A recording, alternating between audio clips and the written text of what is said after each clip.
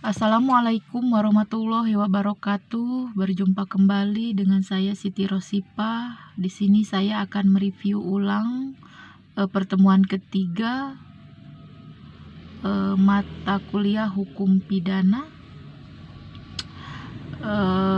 yang didoseni oleh Profesor Dr. Haja Eni Nuraini, SHMH, dan asistennya Dr. Randy M. Aridayandi, SHMH. Di sini udah masuk ke bab 2, tindak pidana atau strafbar pet delik. Pengertian tindak pidana lebih banyak dipergunakan istilah tindak pidana dibanding perbuatan pidana. Peristiwa pidana, pelanggaran pidana, dan lain-lain alasannya. Satu, dari segi sosio-yuridis, hampir semua perundang-undangan pidana menggunakan istilah TP. Menggunakan istilah tindak pidana digunakan di Indonesia Undang-Undang Pemberantasan Tindak Korupsi, Undang-Undang Pemberantasan Tindak Pidana Perdagangan Orang. 2. Semua instansi penegak hukum dan aparat menggunakan istilah TP.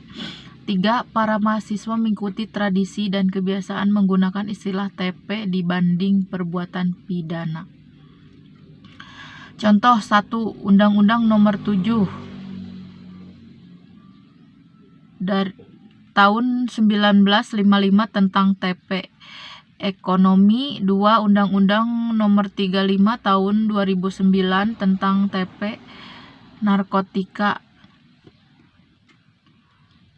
Undang-Undang Nomor 20 tahun 2001 tentang TP Korupsi dan lain-lain.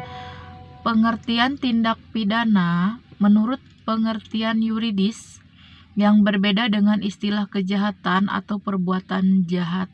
Dilihat dari isinya terdiri dari perbuatan pidana atau criminal acts, pertanggungjawaban pidana, criminal responsibility, atau criminal liability. Terdapat pandangan yang memisahkan pengertian antara perbuatan pidana dan pertanggungjawaban pidana dualistis. Pandangan yang menyatukan pengertian pidana dan pertanggungjawaban pidana monitis.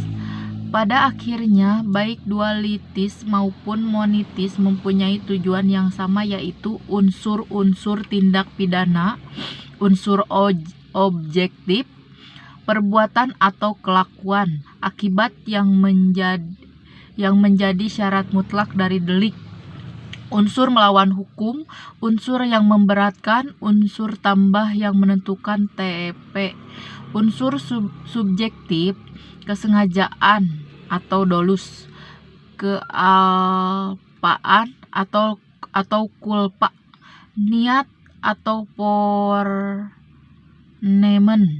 maksud atau ogmer dengan rencana terlebih dahulu, atau made for bedatered,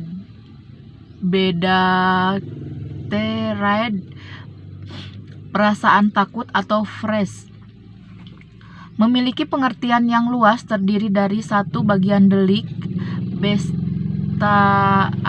bestandelen panhet delik, meliputi 1. Terdapat dalam rumusan delik. 2. Penuntut umum harus mencantumkan dalam surat dakwaan. 3. Harus dibuktikan di pengadilan. 4. Apabila tidak terbukti, hakim harus membebaskan terdakwa atau prispek. 2. Elemen unsur delik, elementen pandelik. 1. Tidak terdapat dalam rumusan delik. 2. Hal yang dapat dipertanggungjawabkan suatu tindak atau suatu akibat terhadap pelakunya, terhadap akibat yang ditimbulkan yang timbul dan hal dapat disalahkannya berdasarkan unsur kesengajaan atau kealfaan. 3. Harus dianggap dan disyaratkan dalam setiap rumusan delik. 4. Penuntut umum tidak perlu menyantumkan dalam surat dakwaan. 5. Apabila hakim merasa ragu, maka harus melepaskan tertuduh dari segi tuntutan hukum atau onslaught pan-el revervlogging.